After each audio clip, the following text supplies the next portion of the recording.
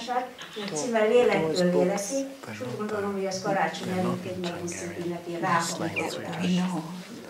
Plus. Okay. Begin. It's okay? Okay. So, good evening. Jó estét kívánunk mindenkinek. And welcome. Üdvözlünk szeretettel. And the topic I was told is soul to soul, is it? Ez a ma este témája a lélektől lélekig. And actually it's very interesting because a lot of people these days don't believe in the soul. Ez egy nagyon érdekes terület, mert a mai világban kevés ember hisz a lélekben. But it's the core of our being. De ez a létünknek az alapja. Not in a religious way, but in a very spiritual, practical way. Nem egy vallásos módon, hanem egy nagyon gyakorlati, szellemi módon értendő a lélek. And actually there are many, words that have the word soul in them.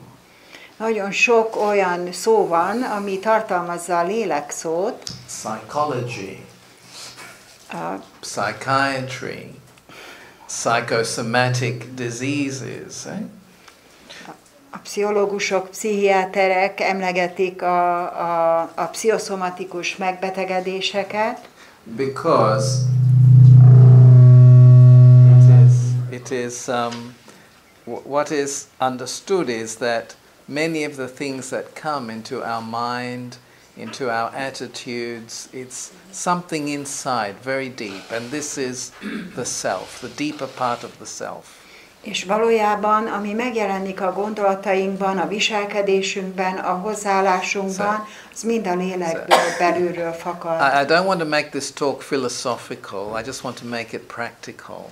Nem filozófiai alapokra akarom építeni az estét, hanem a gyakorlati dolgokra. Because what we need for well-being, what we need for a better quality of life are just some basic principles.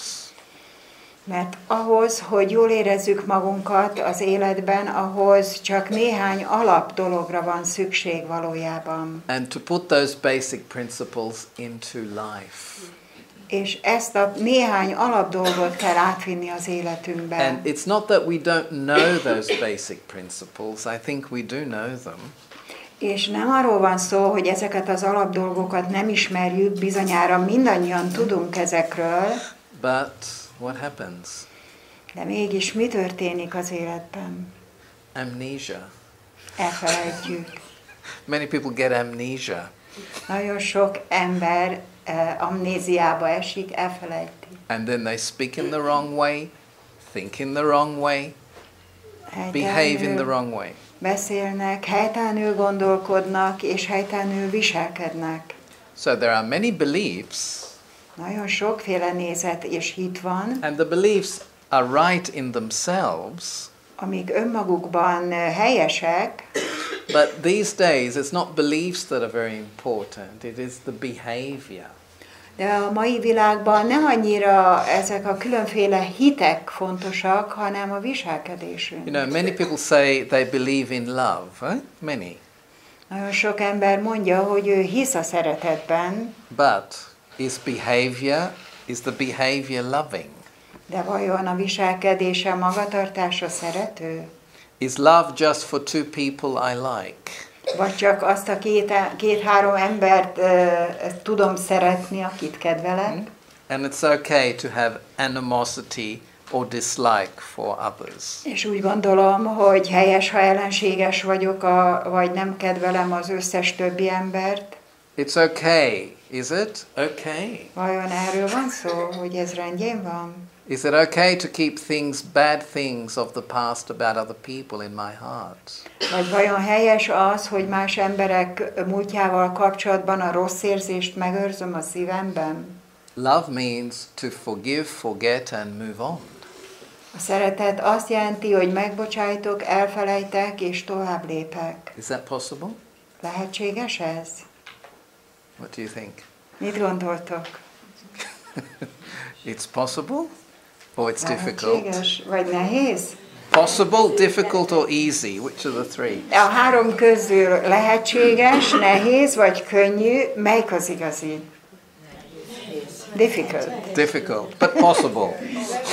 De lehetséges. A nehéz is, de lehetséges.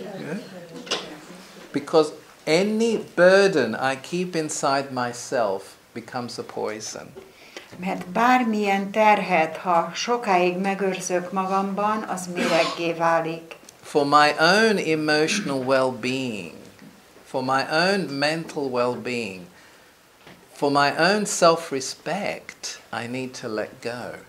És ahhoz, hogy a saját magam jól érezzem, és az öntiszteletemet meg tudjam őrizni, ahhoz ezeket a dolgokat el kell engednem. If I respect myself enough, ha igazán tudom tisztelni önmagam, I will decide I don't want akkor, negative thoughts, negative feelings, either about myself or anyone else. Akkor el fogom dönteni, hogy a negatív dolgokat többé nem akarom, sem önmagammal, sem másokkal kapcsolatban. Or it's okay to have a bit of negative thoughts. És nem lesz olyan gondolatom, hogy az rendjén van, hogy egy kicsit negatív gondolatom van. It's human. Mert ez emberi dolog. Yes? Remember one thing. My thoughts and my choices will create my reality. Egy dolgot ne felejtsünk el, emlékezzünk rá, hogy a választásommal döntöm el az életemet. A választási lehetőségem határozza meg. Or somebody else's creates my reality. Vagy vajon az én valódi életemet valaki más teremti? My wife creates my reality. A feleségem? My husband. Vagy a férjem teremti meg Children. a valóságot számomra, vagy a gyerekeim? The inside of me, how I feel, my attitude, my level of contentment, I can create it. Hogy hogyan érzem magam belül, mennyire vagyok elégedett, ez mindig a saját teremtésem. Of course there are many influences, and of course there are negative influences. Természetesen nagyon sok befolyás van, és negatív hatások is Of course there érvényesülnek. are many problems. Természetesen sok probléma is van, But the more I see a problem as a problem, the more I get stuck on it. de minél inkább a problémát problémának látom, annál jobban leragadok nála. If I don't step back, I will not be able to deal with it properly. I'll be angry, I'll be depressed, I'll be hopeless. Hogyha nem lépek hátra ettől a problémától, akkor depressziós leszek, és reménytelenné válok. It's very, very necessary at this point in history. A történelemnek ezen a pontján ez egy nagyon-nagyon fontos dolog. In whatever country we may be living, Bármilyen országban élünk, I have to now activate my inner system. most aktiválni kell a belső szerveimet, rendszeremet. That system that makes me a true human being. És ez a belső rendszer az, ami igazán emberi lényé tesz. Don't mix up spirituality with religion. They are different things. Ne keverjük össze a szellemiséget a vallásos dolgokkal, ez két teljesen más dolog. Spirituality is, I understand some principles of living. A szellemiség azt jelenti, hogy az életvitelemnek bizonyos szabályait megértem, And I put them into practice. és elkezdem gyakorolni. I do not theorize. Nem teoretizálom. The more I theorize, the more difficulties I will have.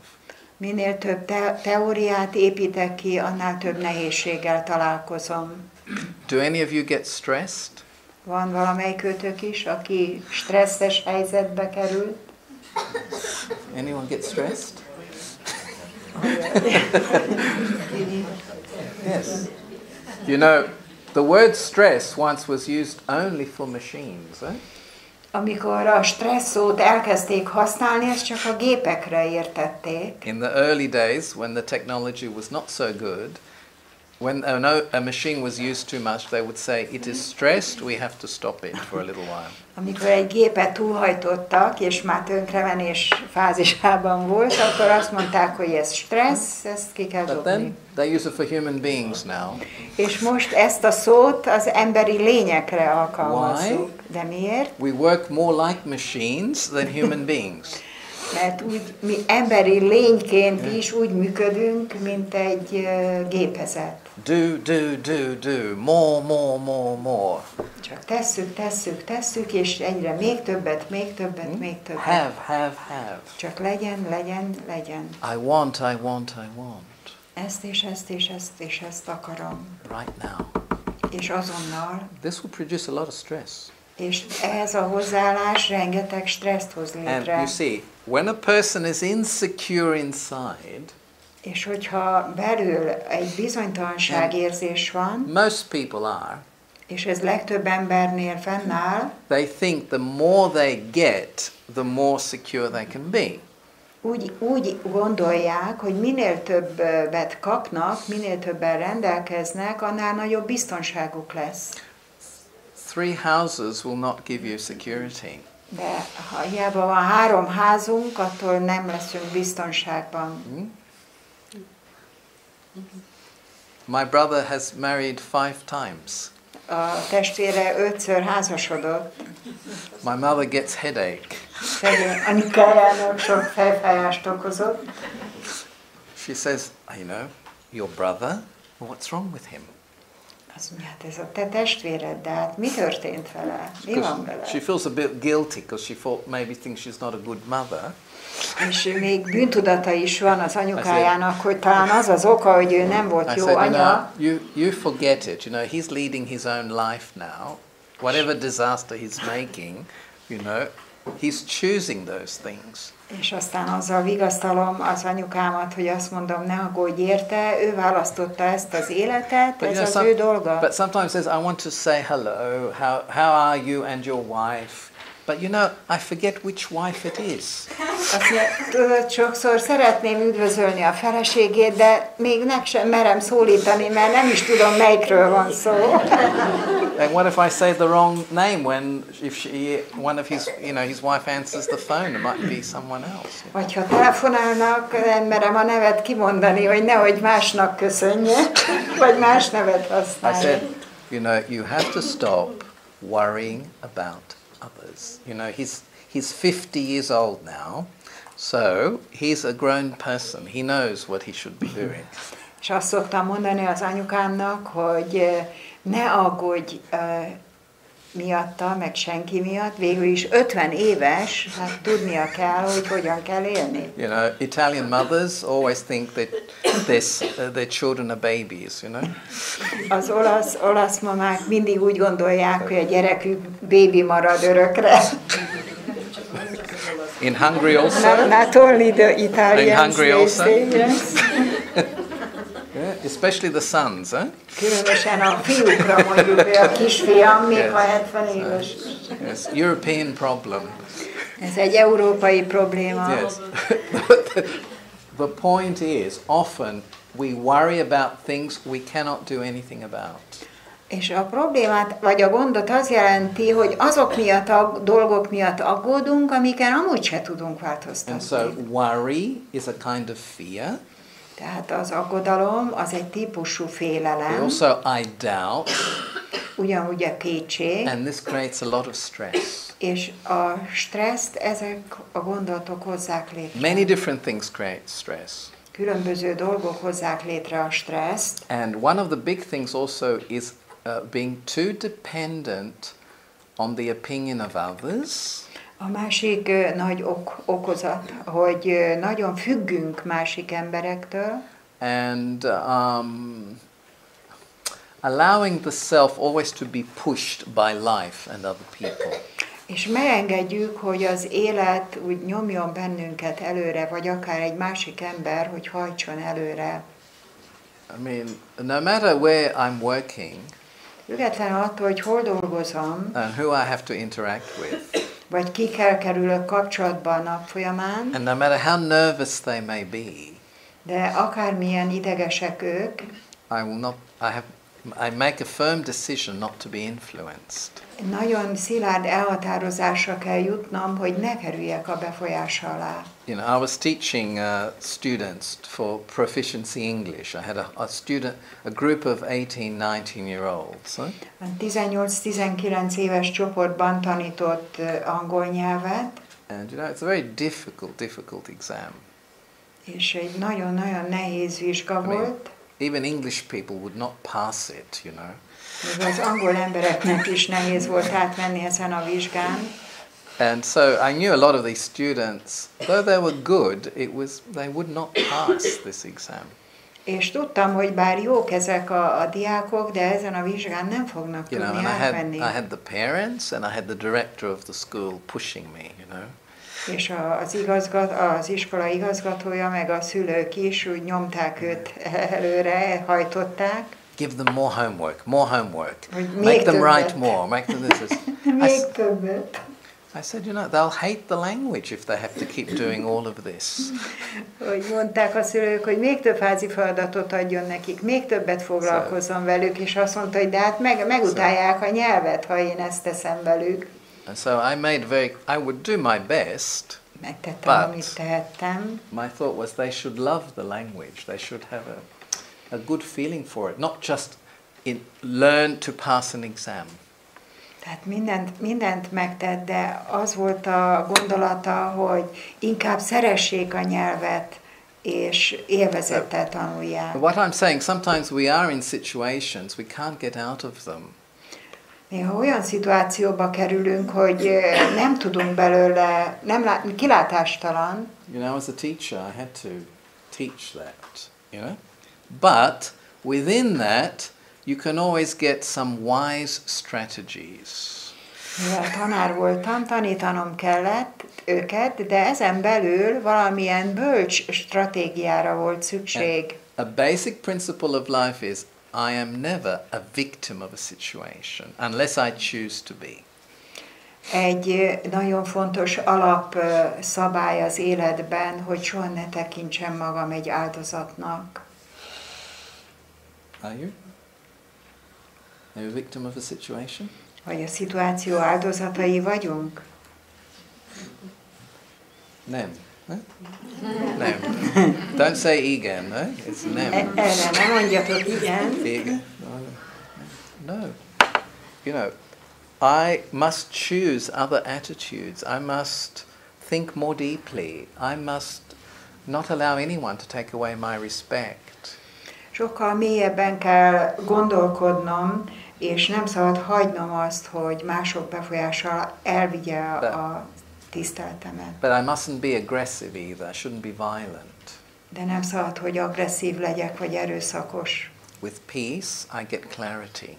Hogyha békés vagyok, akkor megvilágosodik előttem minden. And when I'm clear, I can make right decisions about things. És ha a dolgok világosak előttem, akkor helyes döntést fogok hozni. But you know, if I'm upset, I have fear or I have anger.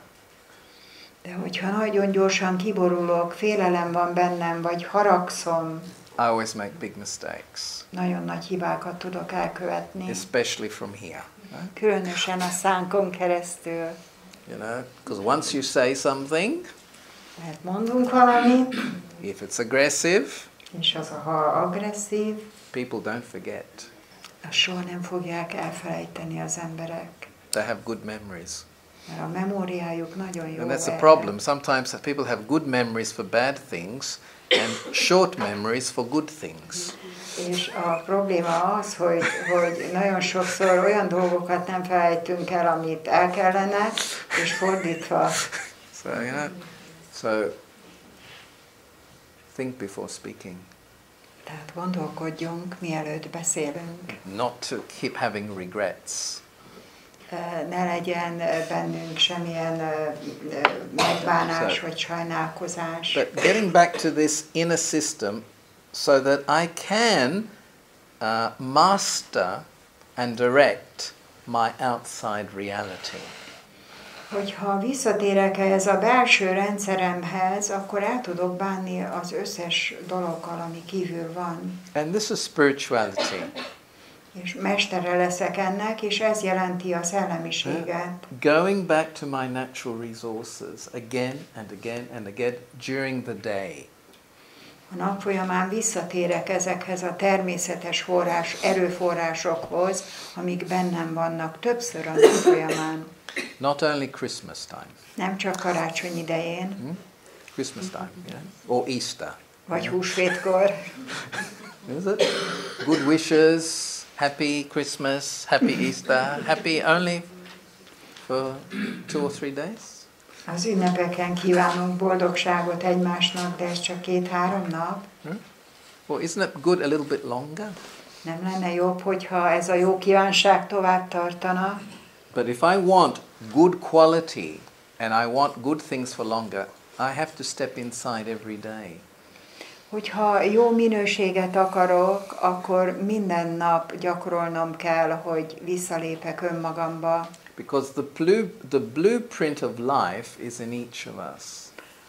Mert az életnek ez az eredeti lenyomata, ez mindannyiunkban megvan. And very simply, this is peace, love, happiness, purity, wisdom. És ezek nagyon egyszerűek, ez a békesség, a szeretet, a boldogság, a bölcsesség. There's been a lot of pollution, right? Természetesen ezek elpiszkolódtak. With anger, with fear, with ego. Haraggal, félelemmel, egóval, beszennyeződtek. Possessiveness. A birtoklással. People mix up love and attachment a lot. Nagyon gyakran keverik össze az emberek a szeretetet a ragaszkodással. You know, when I'm too possessive of something or someone, there's no freedom left. Hogyha valamivel vagy valakivel kapcsolatban túlzottan birtokolni akarok, akkor ez azt jelenti, hogy elvész a szabadság. And when there's no freedom, there is no happiness. És ha nincs szabadság, akkor nincs boldogság. They're very closely related. Ez a két dolog nagyon közeli kapcsolatban van. And so I go inside, I recharge myself through the power of a positive thought. Tehát befelé figyelek, befelé fordulok, feltöltöm magam a pozitív gondolatokkal. And then I come out into action. És azután térek vissza kifelé a cselekedetekbe. But I need to keep, checking and examining. De ezt nagyon gyakran ellenőriznem és meg kell vizsgálnom. For example, the power of spiritual love. Például a szellemi szeretet ereje. Not Hollywood type. Nem egy ilyen édeskés Hollywood type típusú szeretet. That spiritual love that comes from the soul, deep within. Ez az igazi szellemi szeretet, ez mélyen a lélekből jön. For example, one of the aspects of being really loving is tolerance. Például az igazi szeretetnek az egyik aspektusa a tűrőképesség, a tolerancia. You find that easy or difficult to be tolerant? Vajon ez könnyű vagy nehéz tűrni? Does tolerance give you stress? Vagy a tűréstől stresszet érzünk? Is. Is.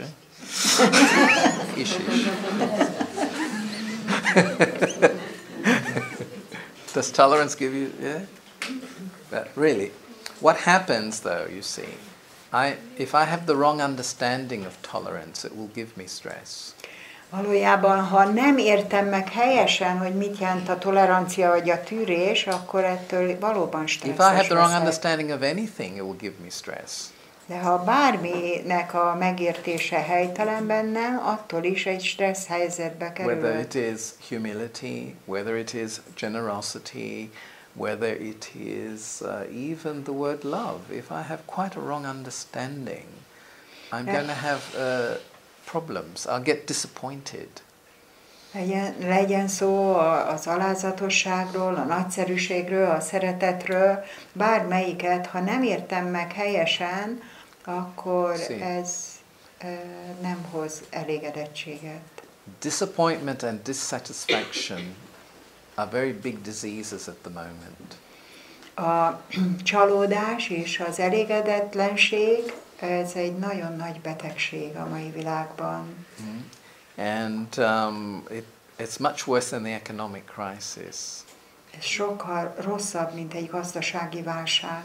Economic crisis it's the end product of other things that have gone wrong before. A gazdasági válság az egy végtermék, amit megelőzött valami más. But if we have wrong understanding, we're applying the wrong way, something, then definitely I'm going to get disappointed and a bit, dissatisfied. De hogyha valamit nem értek meg helyesen, akkor biztos, hogy csalódást fogok érezni, és egy belső elégedetlenséget. I remember my brother, when he picked me up at the airport one day, he said he wanted to have a serious talk. Az egyik nap a testvére, amikor a repülőtérről haza akarta vinni, mondta neki, hogy nagyon komolyan szeretnék veled beszélgetni. He said, you do all these spiritual things, but I don't know if they're really useful. Én tudom, hogy te végzed ezeket a szellemi dolgokat, ezzel foglalkozol, de igazából én nem hiszek abban, hogy ez hasznos lenne. Well, I said, I find them useful. They help me practically. És akkor én mondtam, hogy én hasznosnak találom, mert a gyakorlatban segített. I said, okay, I'm going to ask you a question.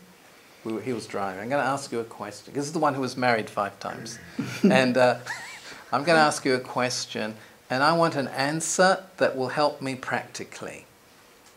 És miközben vezetett, az a testvére, aki 5-ször házasodott, mondta, hogy feltennék neked egy kérdést, és várom rá a választ.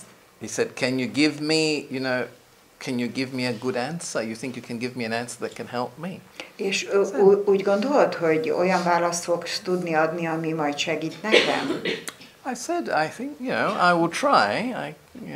I can. Mondtam, oké, megpróbálom. So I said, what's the question? Akkor halljuk, hogy mi a kérdés, mondta neki. He asked me, what's wrong with women these days? Azt mondja, mi a baj ezekkel a nőkkel a mai világban?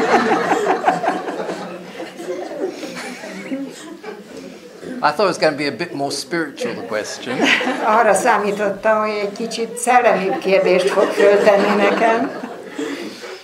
And I said, you want a straight answer, a clear answer? És mondtam, hogy igazán egyenes választ akarsz? Őszinte egyenes választ akarsz? He said, yes, of course. Azt mondta, That's why I'm persze. asking you. Ezért kérdezem. I said, if you have a repeating problem, if you have a repeating situation over and over again, actually, you are the cause of it. És akkor elkezdtem válaszolni neki, hogy ha valójában azt tapasztalod, hogy a problémák ismétlődnek az életedben, és ugyanazok a szituációk jönnek, akkor ennek valahol te vagy az oka. He said, what kind of answer is that? I wanted a spiritual answer. És azt mondtam, ugye, miféle válasz ez? Hát én egy szellemi válaszra vártam. I said, actually, that's as spiritual as I can get with you. És mondtam, hogy ez nagyon is egy szellemi válasz. You keep making those choices, and those choices may be coming from quite selfish motives. And you see somebody just as somebody to use, or somebody as your comfort, somebody as your support. That is not the basis of a good relationship. És akkor elmagyaráztam neki, hogy valójában a jó kapcsolatnak nem az az alapja, hogy valakitől elvárom a kényelmet, a biztonságot, hogy majd ezt megkapom tőle. You don't respect, És nem él a más választási lehetőséggel, nincs How can tisztelet. things work out properly? Akkor hogyan működhetne a kapcsolat? And then he said, that's enough, I don't want to hear anymore. És azt mondta, na ennyi elég nekem, többet nem is akarok hallani. Stop trying to teach me. Azt mondja, ne próbálj engem tanítani. I said, but you asked. Mondtam, hogy te kérdeztél. So, relationship with others will depend very much on the type of relationship I'm having with myself. Tehát a másokkal való kapcsolataink nagyban attól függnek, hogy milyen a kapcsolatom önmagammal. If I don't learn to be content, if I don't learn to be my own friend, how am I going to have that real friendship with others? Hogyha nem tanulom meg azt, hogy önmagammal barátságos legyek, önmagammal elégedett legyek, akkor hogyan tudok barátja lenni egy másiknak? Because the basis of relationship is friendship. Minden, Any relationship between mother and children, husband, wife, teacher and student, the basis of a relationship is a good friendship. tehát bármilyen kapcsolatról van szó, legyen a szülő-gyerek kapcsolat, tanári, baráti kapcsolat, az alap mindig a barátságos hozzáállás. And the basis of that is respectfulness. És a tiszteletteljesség. If there's not respect, there will never be love. Hogyha nincs jelen a tisztelet, akkor soha nem lesz szeretet. People try to jump into love because they have a need. Az emberek azért szeretnének azonnal a szeretetbe ugrani, mert nagy a szükségletük iránta. Never works. De ez így nem működik. I have to respect, which means I accept the other for how they are, not how I want them to be. Első helyen kell legyen a tisztelet, ami azt jelenti, hogy elfogadom őket olyannak, amilyenek, és nem ellenkezem, nem akarom, hogy azt olyannak legyenek, amilyennek This is én very akarom. important in dealing even with children. És ez egy nagyon fontos, főleg amikor a gyerekekkel is bánunk. Because if parents see children as an extension of themselves, they're going to have many problems.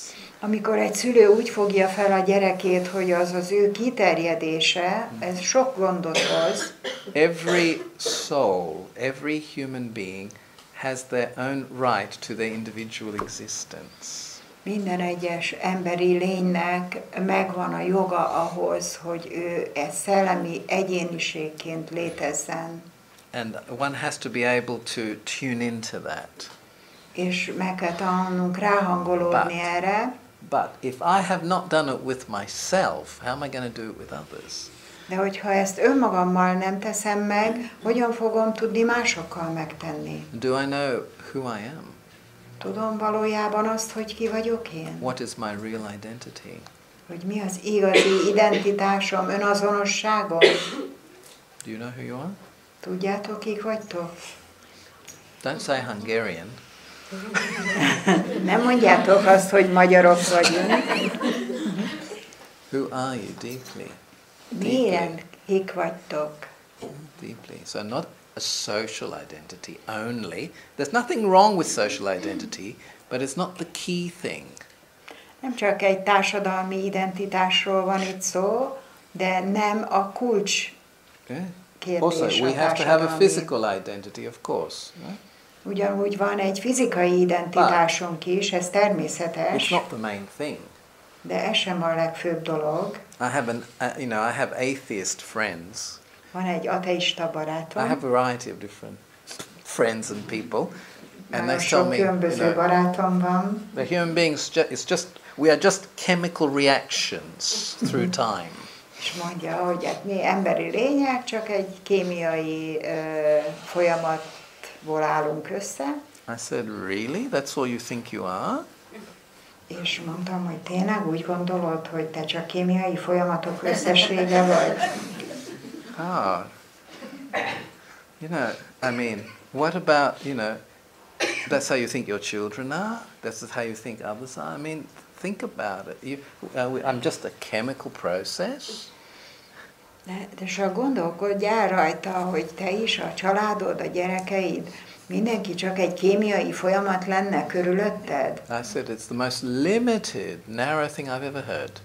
Mondtam, hogy ez a leginkább bekorlátozott dolog, amit sosem hallottam. Usually these statements are a reaction to the dogmatic religious things that have happened, De nyilván van egy csomó olyan vallásos, dogmatikus megállapítás is, amiből ezek a gondolatok fakadnak. Because with these friends we went to a Catholic school, boys' school, and so you had to believe all the things, that they taught you.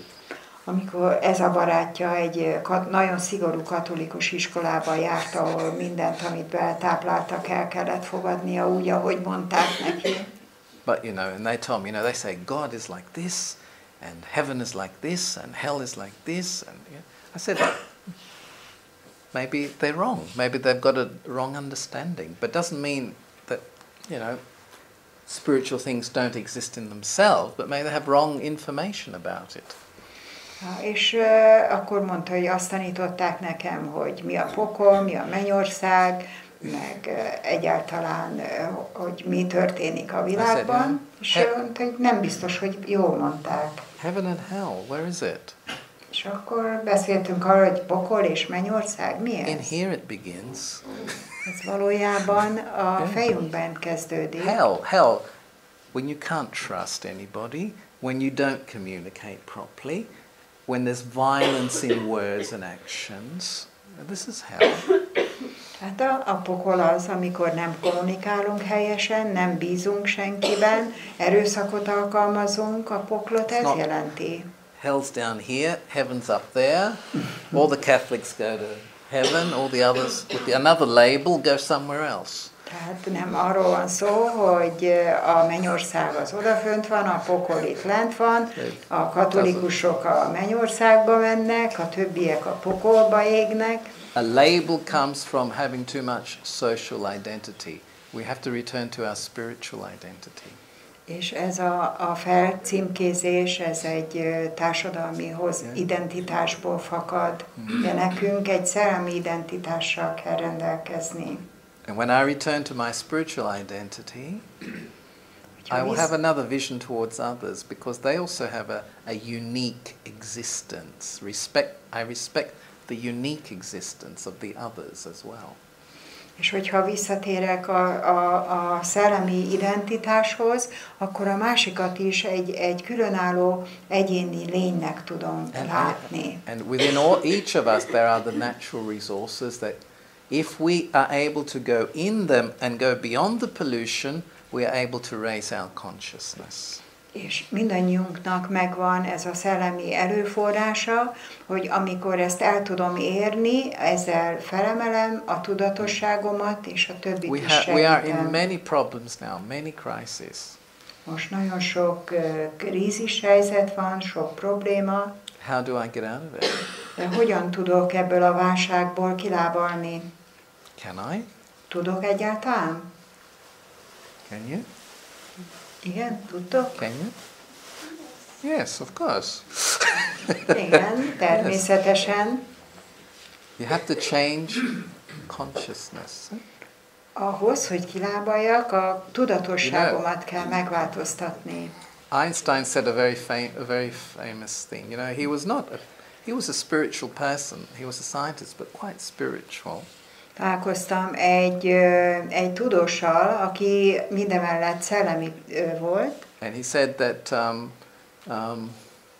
something about you can't solve a problem with the same consciousness that created that problem. És ő azt mondta, hogy mindaddig nem lehet megoldani egy problémát, amíg ugyanazzal a tudatossággal állok a dologhoz. Yeah, so all the countries, like in Greece, they're making this law, that law, you know, because of the crisis. Nothing's working. Nothing is working.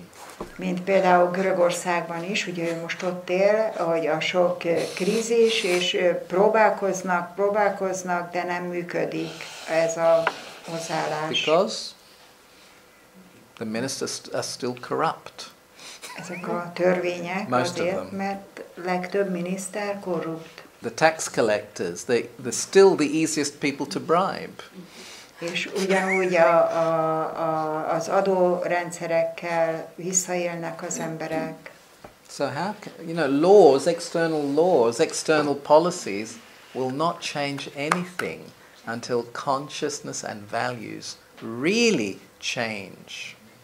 Tehát a külső törvények, különböző hivatkozások, szabályok nem fogják megoldani a problémát mindaddig, amíg a belső gondolkodásunkban nem jön létre változás. And now is the time when each individual has power, if they want to tap it. It's not time to depend on external systems to create my well-being.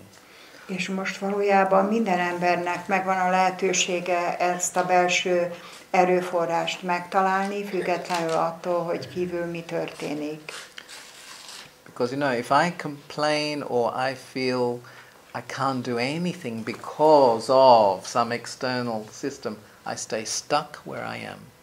Hogyha úgy gondolom és arra hivatkozom, hogy azért nem tudok dolgokat megoldani, mert a külső helyzet olyan, akkor leragadtam. There's always a way. De mindig van valami megoldás. Go in and connect with my spiritual identity. Ezért fontos, hogy befelé figyeljek, és megtaláljam a szellemi identitásomat. When I do that properly, hogyha ezt helyesen tudom megtenni, I will be able to live socially.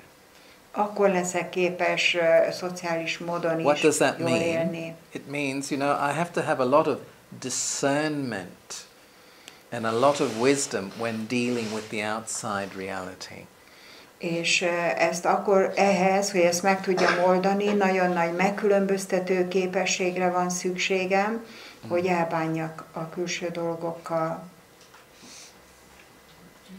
Always it's been like this, Always it's been situations like this. Szituációk mindig lesznek, amik hasonlóak ehhez. Have you heard of Francis of Assisi? Hallottatok Assisi Ferencről? Yes. Italy at that time and the church at that time was so corrupt. Hardly any spirituality. Olaszországban az egyház olyan korrupt volt ebben az időben, semmilyen szellemiség nem létezett. But he didn't complain about the church or the priests or the bishops or anything like that. He didn't do that. Ő nem a templomról, a püspökökről, vagy egyéb vallásos elemekről panaszkodott.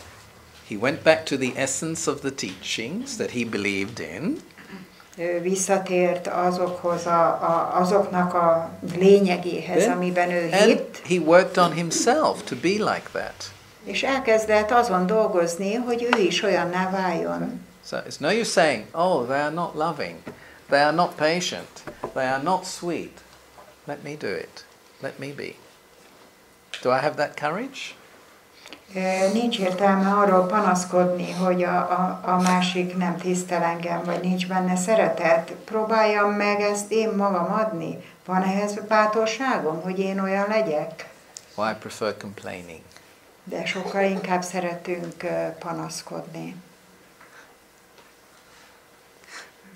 If we keep complaining, it means we're not wanting change. Valójában, ha túl sokat panaszkodunk, az oka az, hogy nem akarunk változni. And it's easy to say, because of my mother, because of my father, because of the country, because of the economics, it's easy to say this. Nagyon könnyű azt mondani, hogy azért, mert ilyenek voltak a szüleim, vagy ilyen volt az állam, ilyen a kormány, ilyen a szabályok, azért vagyok én, ilyen vagy olyan. Up to me. De ez tőlem függ. I can do, I can be, I can change, I can make things better. Képes vagyok megtenni, képes vagyok változni, képes vagyok a dolgokat jobbá tenni. Yes, it needs courage, it needs patience. Szükség van a bátorságra, a türelemre. A lot of patience. Nagyon sok türelemre van szükség. And it needs trust. De szükségem van a bizalomra is. People have lost trust a lot, eh? De az emberek zöme elvesztette a bizalmat. Trust in themselves, trust in others, trust in God, many things. Nem bíznak magukban, Istenben, semmiben. And others, sokan, to meg lose másokban trust. sem. I mean, there may be good reason. I mean, often when trust is misused, it's very easy to be disappointed and not to trust again, Természetesen valami oka van annak, hogy elvesztettük a bizalmat, mert visszaélt valaki a saját bizalmunkkal, tehát ilyen helyzet van. But let me not be colored by the past. Let me learn from the past. De ne hagyjuk, hogy a múlt eseményei színezzenek be, a múltból csak tanuljunk. And some people, this happened in the past. This happened. I trusted this one. you know, and I develop a fear. You know? Könnyen visszatérünk a múltba, hogy valaki ezt tette velem, azt tette, és rögtön jön a félelem is vele. But if I can learn rather than regret or be afraid, I can move. Tehát tanulnom kell, ahelyett, hogy megbánjam a dolgokat, fel kell ismernem, hogy tudok haladni előre. It depends on our reactions. De ez attól függ, hogy én hogyan reagálok a dolgokra. Regret of the past, guilt, Bánom, amit tettem, vagy bűntudatot érzek, resentment, vagy sajnálom, hogy megtörtént, bitterness, keserűség van bennem emiatt, or vagy azt választom, hogy the lesson I learned. milyen leckét tanultam ebből az eseményből. Makes a big difference to your present consciousness. És ez egy nagyon nagy különbséget hoz létre a jelen tudatosságomban. What was the lesson I learned? Milyen leckét tudtam abból megtanulni? Or you think you don't have lessons to learn? Vagy úgy gondoljátok, hogy nincs is semmilyen lecke, ami a múltból tanulható? I'm okay, the other person is the problem. Én teljesen oké vagyok, a másikkal van a probléma. So this is, you know, so going inside to my spiritual identity, then I come outside. It's not that I stay in there, but I stay in there to empower, to see clearly, and come out again. Visszatérek a szellemi lényemhez, de nem maradok ott örökre, hanem belül feltöltődöm, és utána térek vissza a külső eseményekhez. For example, what we said before, tolerance. I practice tolerance, but I can be disappointed. Például, ahogy ezt előbb is említettük, elkezdem gyakorolni a türelmet, de mi van, ha csalódás ér? But maybe my understanding of it has been very limited. Lehet, hogy a dolggal kapcsolatos megértésem korlátozott. That I have to put up with something I don't like. I have to put up with it. I have to put up with it. And I mustn't say anything. I just have to put up with it. Azt érzem, hogy ezt abba kell hagynom, ezt vagy azt erőszakkal el kell tűrnöm, el kell viselnem. Is this tolerance? De vajon ez lenne a tűrőképesség? Ez lenne a tűrés? No, definitely not. It's suppression. Ez egyáltalán nem a tűrés, ez amikor elnyomom magamba a dolgot. It's like an emotional bomb waiting to go off. És ez olyan, mintha egy érzelmi bomba várna bennem arra, hogy felrobbanhasson. But I practiced wrongly because I understood wrongly. És azért gyakorolom helytelenül, mert nem volt helyes a megértésem. And sometimes it's not because I'm tolerant, it's because I don't have the courage to speak clearly. De legtöbbször az van a háttérben, hogy nincs bátorságom ahhoz, hogy világosan kifejezzem magam, és világosan beszéljek. I'm not really being tolerant. Nem igazából vagyok I don't tűrőképes. have courage. Nincs bátorságom. But anyway, tolerance is, you know, respect difference. A tűrőképesség azt jelenti, hogy tisztelem a másságot. I have to accept the others as they are, not as I want them. El kell fogadnom a másikat olyannak, amilyen, nem olyannak, amilyennek én akarom, hogy legyen. If some things that it's very important this, but Ez egy fontos dolog. and also if they're doing something that is always, you know, sort of stabbing me. Tehát ha valami olyat tesznek, amivel mindig piszkálnak engem, I can still accept them as souls, but I have to stop their actions. akkor is el kell fogadnom őket egy léleknek, de a tevékenységét le kell állítanom. It's not about to dislike them or hate them or anything like that. Nem But kell azonnal gyűlölnöm, vagy nem szeretnem őket emiatt, I can put a limit. de a határt meg kell szabnom, This is enough. hogy ennyi elég. But you don't do it with a bad feeling, you know? But if you suppress yourself, when you do it, you'll do it with a bad feeling. Tehát a különbség az, hogy ezt nem egy rossz érzéssel teszem, míg ha elnyomtam magamba, akkor ahhoz egy rossz érzés is társul. See, we need this understanding. You know, otherwise things we think they are black and white, and it's not like this. A megértésre szükség van, mert különben úgy gondolkodunk, hogy fekete vagy fehér. So I don't put a limit because I reject or dislike the person, but I don't want, I mean, I'm not happy with that behavior. Tehát nem azért kell a korlátot vagy a határt szabni az illető cselekedetének, mert nem szeretem, hanem meg akarom állítani a helytelen tevékenységét. And I can have the courage to say that, but not keep a bad feeling. Meg a bátorságom megvan ahhoz, hogy ezt világosan megmondjam neki, de minden rossz érzés nélkül. Of course I have to expect that they may react. Persze azt is el kell fogadnom, hogy ők lehet, hogy erre viszont fognak reagálni. Some people don't want any limits because they think they're right, you know? Sok ember nem tűri el a határt, mert úgy gondolja, hogy neki igaza van. But I have to have enough non-aggressive self-respect to say, you know, at the moment, this is annoying me. Tehát kell, hogy egy erőszak nélküli öntisztelet legyen bennem, és meg tudjam mondani, hogy jelen szituációban ez nagyon zavar engem. But you can only do that if you don't dislike. If you dislike, you won't be able to do it.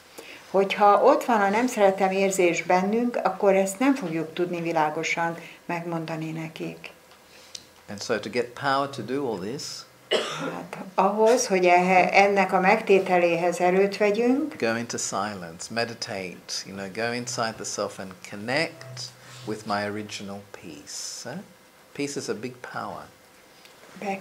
Ahhoz, hogy ezt meg tudjuk oldani, a csendbe kell fordulnunk, befelé figyelni, és feltöltődni. A csendnek óriási ereje van. Inner peace. A belső békének. Inner peace will make me balanced, makes me stable.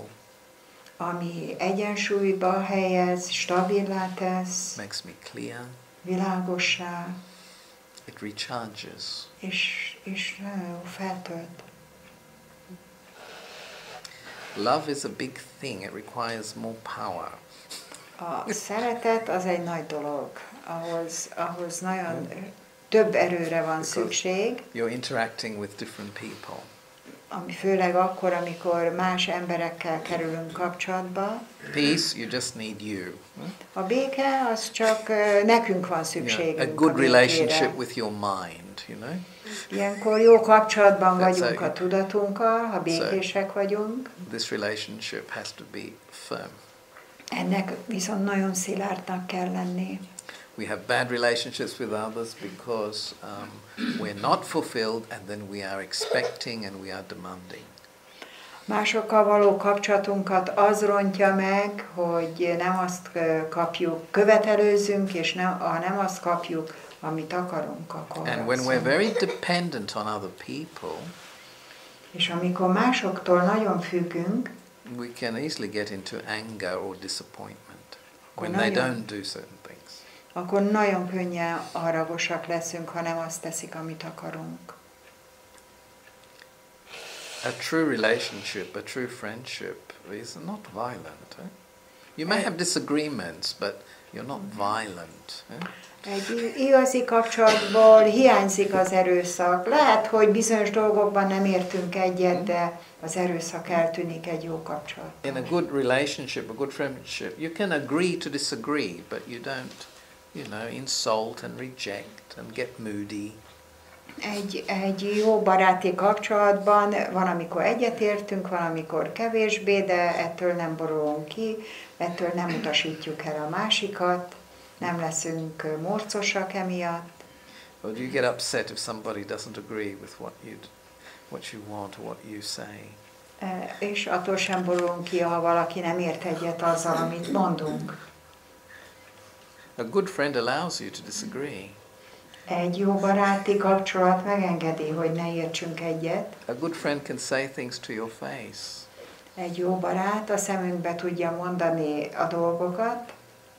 Because they can see the good quality, but they see a few other things. Mert a jó minőséget látják feltétlenül, de még néhány más dolgot is. Isn't it always good to tell somebody something rather than not saying anything but then telling somebody else? Vajon az egy jó dolog, hogy valakinek nem mondom meg a szemébe, de inkább helyette másnak beszélek arról? Gossip is not productive. A pletykálkodás soha nem produktív. Is it? Ugye? Because if I tell something a person to their face, I'm giving them an opportunity to understand something maybe they don't understand, they don't realize. Hogyha valamit valakinek a szemébe mondok, akkor egy lehetőséget adok neki arra, hogy felismerjen dolgokat, amit azelőtt soha nem vett észre. But if I say it behind their back to somebody else, de hogyha ezt már a háta mögött mondom el valakinek, very bad relationship when I do that. Akkor nagyon rosszá válhat a kapcsolat. Okay. Also, how I say it should not be accusing and aggressive. It should be, quite neutral, quite peaceful. Az is fontos természetesen, hogy hogyan mondom el ezt a másiknak, hogy ezt békésen, semlegesen tegyem. It depends on the type of relationship I have. If my relationship is very good, I can usually be more blunt. Blunt. Clear, very clear. Ja, igen. Minél jobb egy kapcsolatom, annál világosabban elmondhatok mindent úgy, ahogy van. If your relationship is not so good with somebody, you've got to be very polite, you've got to be very careful, you've got to go around this way, Hogyha a kapcsolat nem igazán jó, akkor próbálkozunk azzal, hogy egy kicsit udvariasabbak legyünk, próbáljuk a dolgokat megkerülni, hátrébb lépni, körbejárni. In English, I don't know if you have it in Hungarian, but in English you say, it's like walking on eggshells. Az angolban van egy olyan mondás, hogy ez olyan, mintha a tojáshéjon sétálnék, we are dancing on this. Dancing on eggshells, yes. Yeah. Not just walking, dancing. Yes, you got to be, very careful, yeah. Tehát nagyon óvatosnak kell lennem, mintha tojáshéjon táncolnék. So, remember, relationship requires a very, very, very deep respect for yourself and for others, because if I don't have a respect for myself, I start to depend on others. Tehát egy jó kapcsolathoz nagyon fontos a tisztelet, és az a tisztelet legelőször önmagammal kezdődik, ha ez nincs, akkor másokat sem tudok tisztelni. 3 relationships with myself. Tehát 3 fő kapcsolat van önmagammal. I must always turn inward to my natural resources.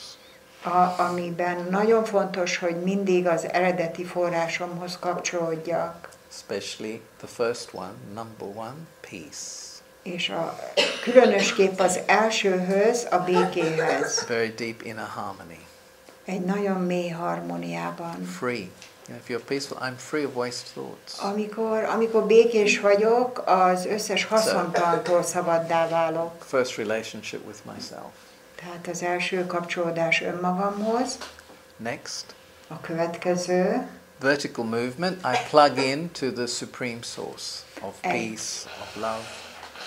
Egy függőleges kapcsolódás, amikor a békének, a szeretetnek a forrásához kapcsolódom. So the supreme source is also like the reservoir of very pure love, very pure peace, and I need also to connect with that.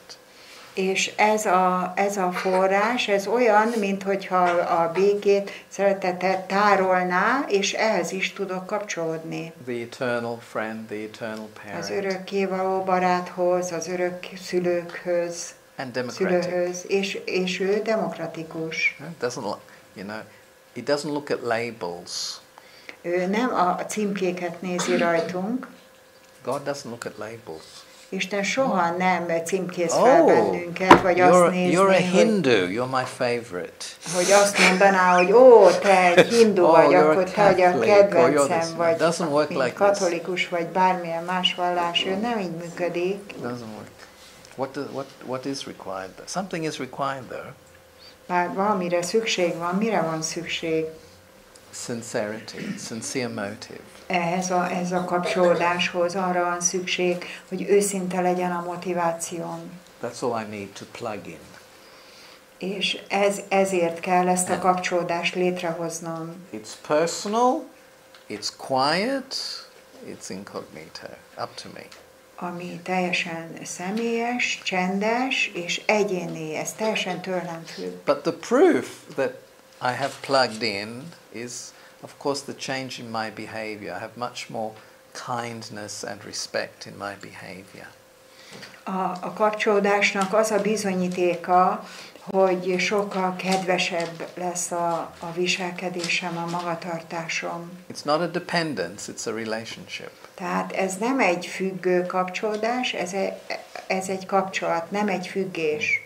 People only think of God when they're desperate or depressed or something. It shouldn't be like this. Az emberek legtöbbször akkor fordulnak Isten felé, amikor depressziósak, vagy valami nem működik. This is not a Nem így relationship. kéne lenni, mert ez nem egy igazi kapcsolódás, nem egy igazi kapcsolat. Because also, besides this partnership, I am responsible for my life. I've got a mind because I'm supposed to think, you know? De mindemellett a partneri kapcsolat mellett a saját felelősségem is ott van, nekem is gondolkodnom kell. And then the third point of relationship is the other. És a harmadik kapcsolódási pont, amikor másokkal hozunk létre kapcsolatot. What's the other? És kik azok a másikok? People, Az emberek, time, az idő, nature, a természet, matter, az anyag, money, a pénz, facilities, everything. különböző adottságok, lehetőségek. If my consciousness is right, I will treat all these things respectfully. Hogyha a tudatosságom helyes, akkor mindezekkel tisztelettel fogok bánni. Why are there upheavals in nature a lot lately? Az utóbbi időkben miért van annyi felfordulás a természetben? Because people have not treated nature properly, not respectfully. Azért, mert az emberek nem tisztelettel bántak a természettel. They've interfered too much and she's lost her balance a bit.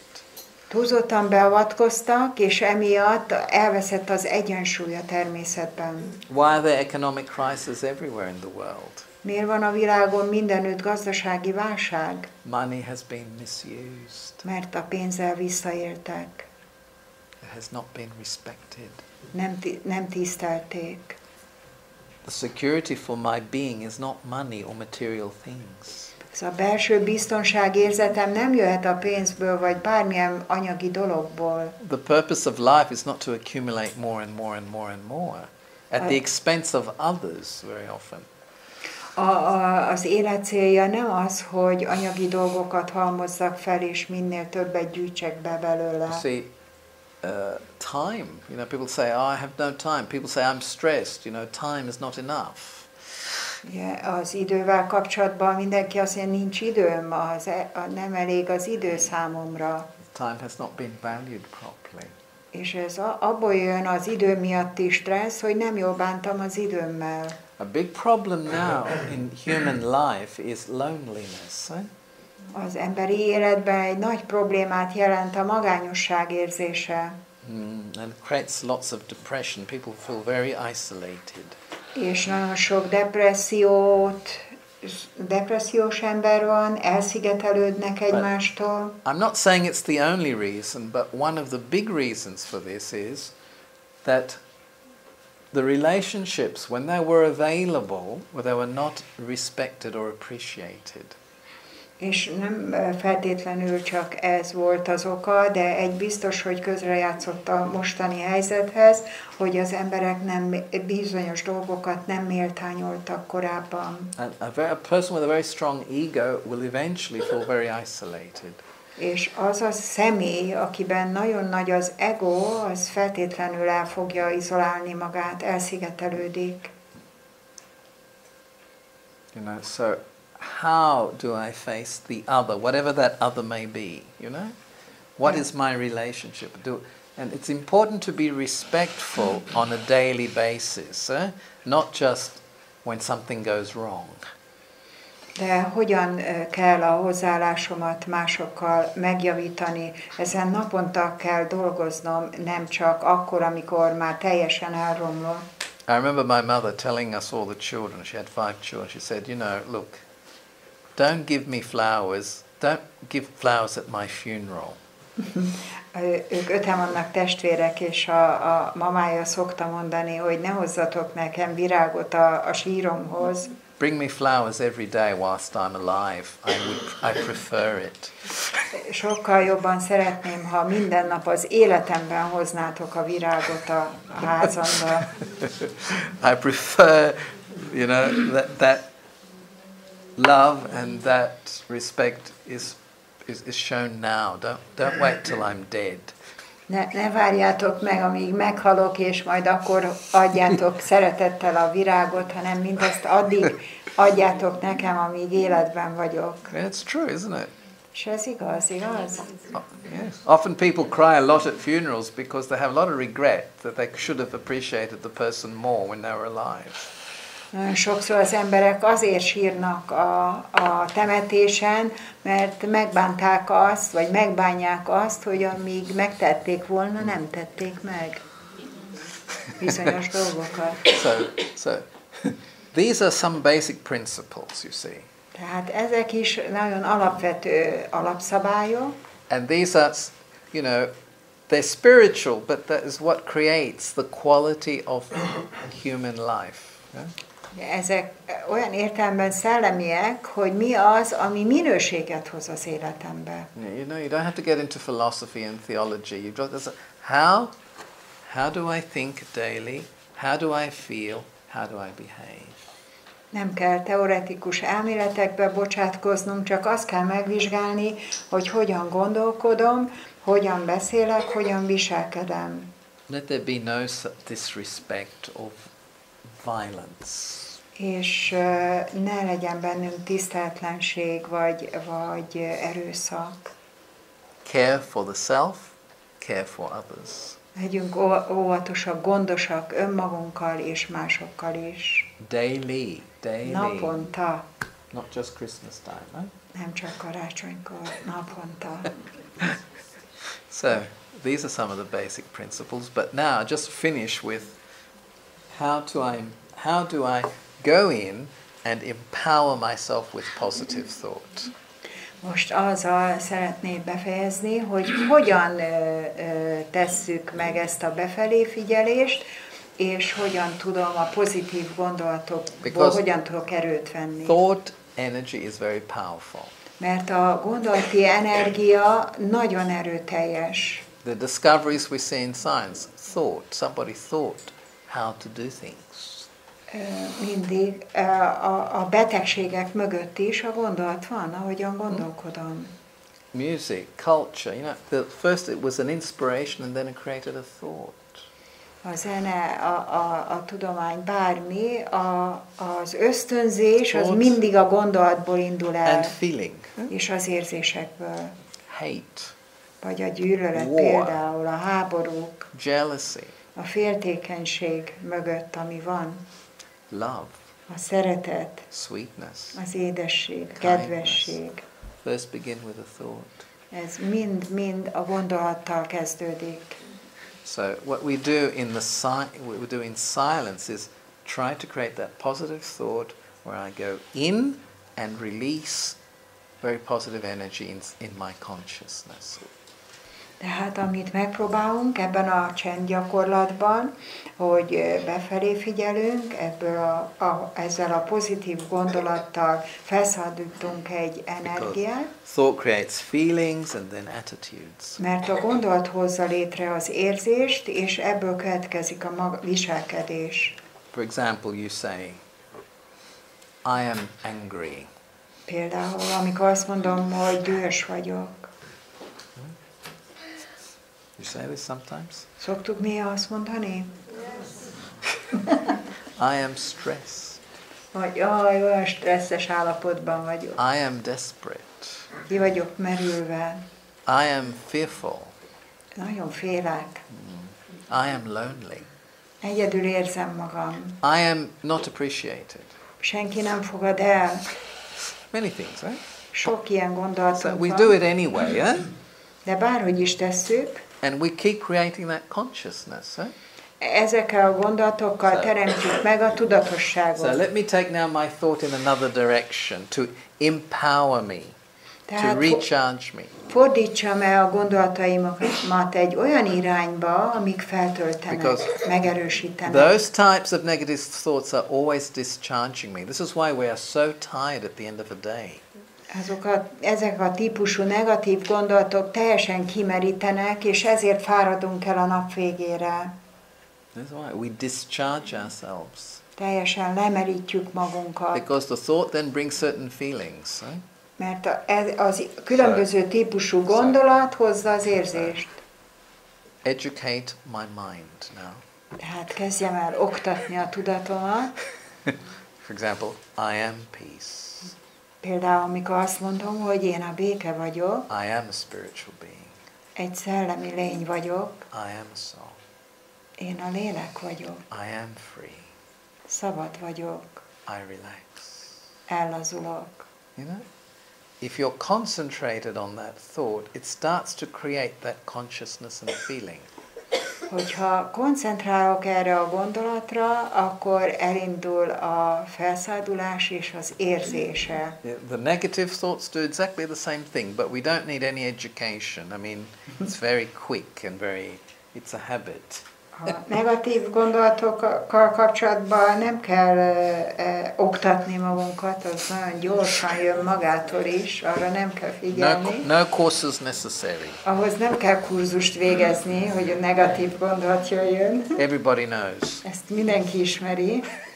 But positive thought, de a pozitív gondolaton dolgozni. To re-educate. People say, oh, can it really be true? I can be peaceful just with a thought. És elgondolkozom, lehetek én tényleg békés attól, hogy csak egy gondolatom van? You can start, yeah, but of course, it's not only the thought, then it's my actions, the way I speak, also I have to look at those. But when I'm sitting and wanting to empower my mind, I begin with those thoughts and I go in. Tehát természetesen nem csak a gondolatra van szükség, ugyanúgy a szavainkra, a cselekedeteinkre is, de amikor befelé figyelek, akkor ennek a hatása egy másik típusú érzés lesz. Very important to learn to observe my mind, because otherwise my mind is like a wild horse, goes in many directions. Fontos, hogy megfigyeljem a tudatomat, mert különben úgy viselkedik, mint egy vadló. They say in India that the mind is like an elephant. Indiában néha azt is szokták mondani, hogy a tudat olyan, mint egy elefánt. Elephants are the strongest mammals, you know, they're very strong. Az egyik legerősebb állat az elefánt. And usually they're quite gentle, you know, they're not aggressive. És általában gyengéd, de nem igazán agresszív. And they do a lot of work actually. És rengeteg munkát végez. But if you upset an elephant, de ha kiborítunk egy elefántot, you must be nowhere near them, you know. akkor ott nem marad semmi éppen. They just destroy everything in their path. Ami körülötte van, képes mindent lerombolni. That's what they say about the mind. És ezt mondják a tudatra is, hogy ilyen. Make sure that the mind serves you, and that you are not dominated by the thoughts of your mind. You should be able to coordinate your mind. Tehát higgyük el, hogy a tudatunkkal is lehet bánni, és koordináljuk, hangoljuk össze a gondolatainkat. De ki a főnök? Who's the boss inside you? Belül bennünk. Ki a főnök? You or your mind? A tudat vagy én? Én. Yes, I should be. Nekem kéne, hogy a főnök legyek. I create my thoughts. I should be in that situation.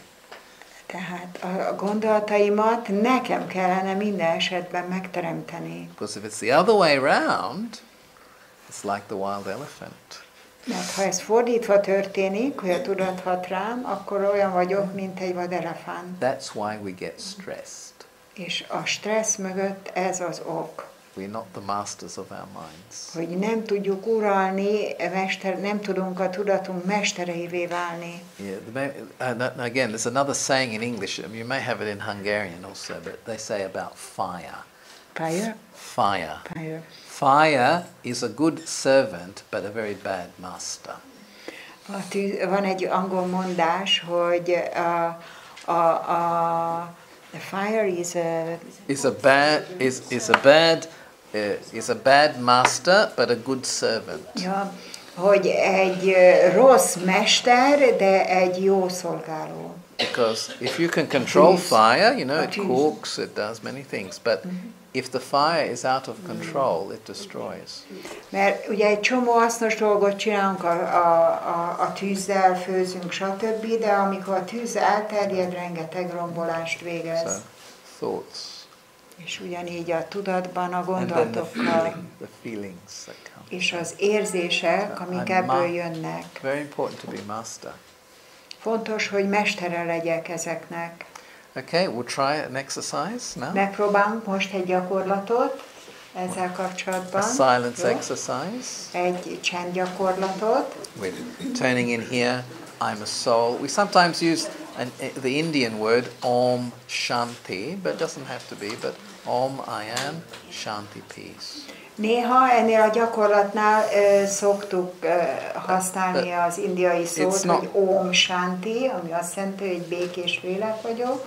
But it's not the words so much, it's the thought, what they mean, you know, that's the important thing. De nem annyira a szó a fontos, hanem a jelentése, ami mögötte van. So, concentrate on yourself here, on the third eye. Tehát koncentráljunk a homlokunk közepére, a harmadik szemre. If you have a point where to concentrate, what happens? Ez egy kicsit túl sötét. Then you are able to concentrate more easily if there's a point of reference. Tehát, hogyha van egy referenciapont, hogyha a szemünk nyitva van, akkor könnyebben tudunk koncentrálni. I'll just say some words that can guide you into concentration. Antoni fog mondani néhány szót, ami a gondolatainknak egy vezérfonalat ad. So just relax. Tehát csak lazuljunk el. Just relax. I relax my body. Elhazítom a testemet. I relax my legs.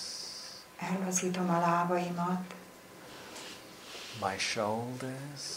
A vállaimat. And I relax my breath. És elhazítom a légzésemet. I relax my breath. Elhazítom a légzésemet. And I relax my mind. És elhazítom a tudatomat. And I begin my journey into silence. És megkezdem a csendbe való utazásomat. The journey to meet my original self. Egy olyan utazást, hogy találkozzak önmagammal. Who am I? Ki vagyok én? What is my identity? Mi az identitásom? As I go deeper and deeper inward. És ahogyan egyre mélyebbre és mélyebbre megyek befelé, as I concentrate my thought, ahogyan koncentrálom a gondolataimat, I remember. Emlékezem. I remember my spiritual identity. Emlékezem a szellemi önazonosságomra. Om Shanti. I am a spiritual being. Én egy szellemi lény vagyok. I am a soul. Egy lélek vagyok.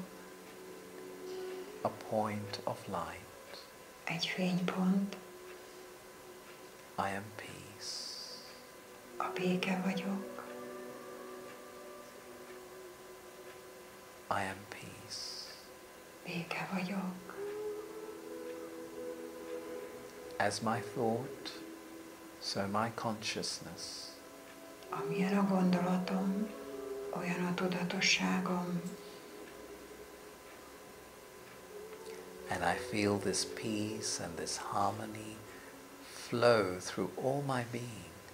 Érzem, hogy ez a béke és harmónia átjárja az egész lényemet. Om Shanti Shanti. I the soul, Én a lélek, eternal being, egy örökkévaló lény, I am peace. a béke vagyok.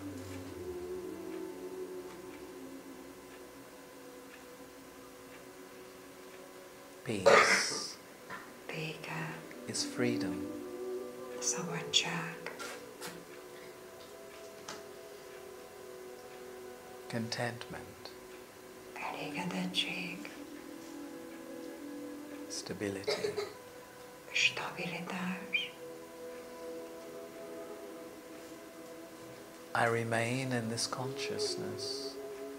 Ennek a tudatosságában maradok. Peace and tranquility. A béke és a teljes nyugalom állapotában. Om Shanti Shanti.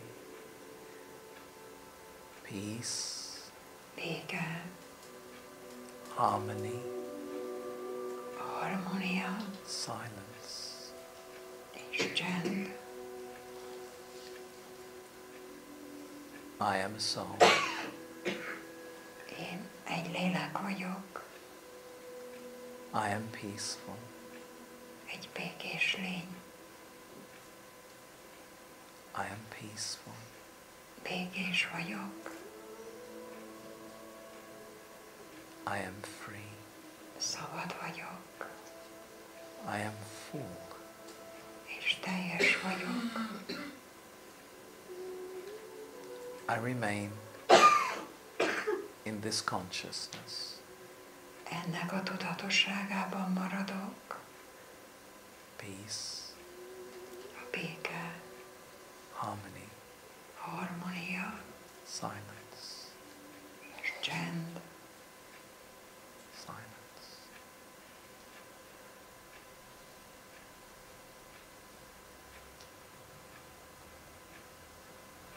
And with one thought, És most egyetlen gondolattal, one concentrated thought, egyetlen koncentrált gondolattal I connect to the supreme benevolent source. összekapcsolódom a legfelső jótékony forráshoz, The one who is pure love, aki a tiszta szeretet, pure peace, tiszta béke a light, és fény, the eternal friend. az örökkévaló barát, And I remember, és emlékezem, I remember this original friendship. emlékezem erre az eredeti barátságra, Love, a szeretetre, light, a fényre, peace. a békére. I am connected Összekapcsolódtam, and I receive the current. és átjár az áram, Love, a szeretet, light, a fény, peace a béke, from the eternal parent, the eternal friend. az örökkévaló szülőtől, az örökkévaló baráttól. I remain in this consciousness. Ebben a tudatosságban maradok, Light a fény and silence. és csend, Silence. csend, Peace béke and silence. és csend, Silence. csend.